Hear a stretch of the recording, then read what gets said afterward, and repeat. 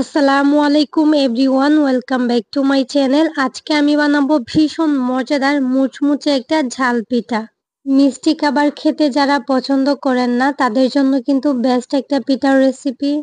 এই পিঠাটা খেতে অনেক বেশি ক্রিস্পি হয়, সেই সাথে ভীষণ মজার। এই পিঠাটা বানাতে বেশি একটা উপকরণ লাগে না, শুধুমাত্র আটা, ময়দা অথবা চালের গুঁড়া থাকলে বানিয়ে নিতে পারবেন।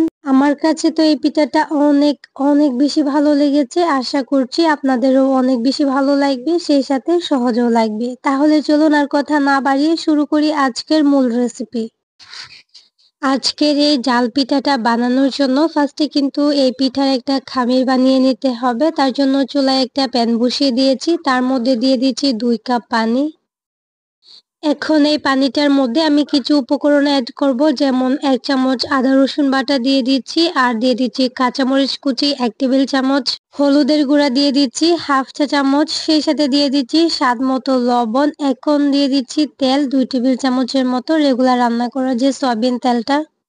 সবগুলো উপকরণ কিন্তু দিয়ে দিয়েছি। এখন খুব ভালোভাবে পানিটাকে নেড়েচেড়ে মিশিয়ে পানিটা বলক আসার আগ পর্যন্ত অপেক্ষা করব।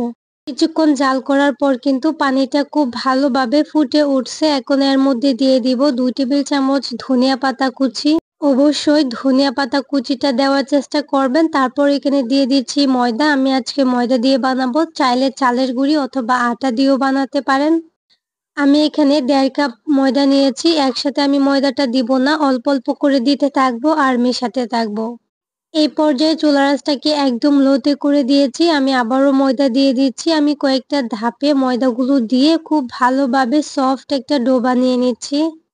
অল্প অল্প করে ময়দাটা দিয়ে ডোটা বানাতে হবে, যাতে ডোটা অনেক বেশি সফট হয়। আমি একটু দেখিয়ে দিচ্ছি। অল্প একটু ডো হাতে নিয়ে এরকম ভাবে প্রেস করার পর দেখবেন ডোটা কিন্তু হাতে লেগে যাচ্ছে না, একদম সফট হয়েছে। এইরকম যদি হয় তাহলে বুঝবেন ডোটা একদম পারফেক্ট হয়েছে।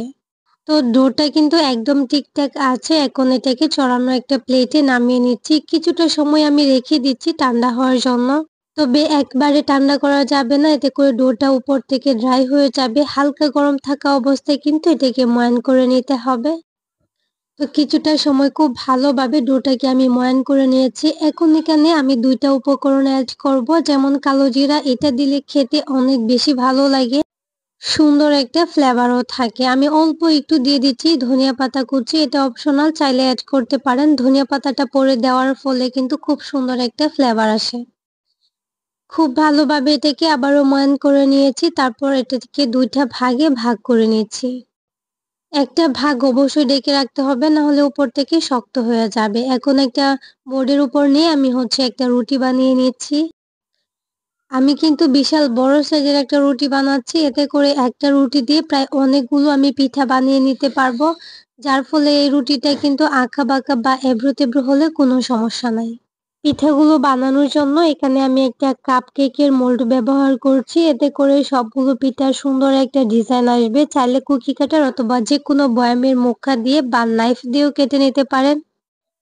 তো কাটা হয়ে গেছে, দেখেন একটা দিয়ে কিন্তু অনেকগুলো পিঠা হয়েছে। এখন যে সাইডের অংশগুলো আছে এগুলো উঠিয়ে আমি একটা সাইডে রেখে দিব, পরবর্তীতে আবারও কিন্তু পিঠা বানিয়ে নিব।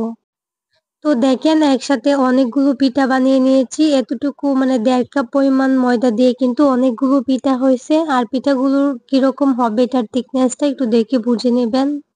এখন চুলায় একটা প্যানে পর্যাপ্ত তেল গরম করে অলরেডি আমি অনেকগুলো পিঠা ভেজে নিয়েছি। এখন কয়েকটা পিঠা আপনাদেরকে একটু ভেজে দেখাচ্ছি।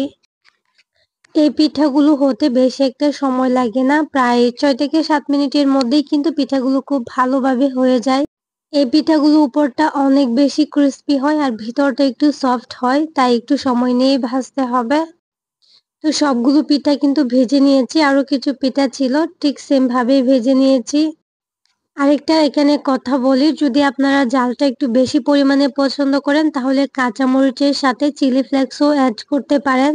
তো সবগুলো কিন্তু ভেজে নিয়েছি। সেই সাথে আপনাদেরকে একটা রিকোয়েস্ট করছি, যারা আমার চ্যানেলে আজকে নতুন আছেন, যদি আমার রেসিপিটা আপনাদের একটু ভালো লেগে থাকে তাহলে প্লিজ চ্যানেলটাকে সাবস্ক্রাইব করে পাশে থাকা বেল আইকনটা অন করে দিবেন। আর হ্যাঁ, যারা যারা অলরেডি এই কাজটা করেছেন তাদেরকে অসংখ্য ধন্যবাদ। যদি আজকের রেসিপিটা ফেসবুক পেজ থেকে দেখে থাকেন প্লিজ পেজটাকে ফলো করে দিতে ভুলবেন না।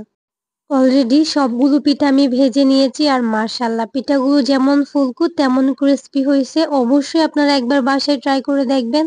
আজকে আমি একদম সহজ আর সবার ভীষণ পছন্দের একটা পিঠার রেসিপি শেয়ার করেছি। আশা করছি ভালো লেগেছে। তাহলে আজকের রেসিপি এই পর্যন্তই। সবাই অনেক ভালো থাকবেন, সুস্থ থাকবেন। আল্লাহ হাফিজ। আসসালামু আলাইকুম।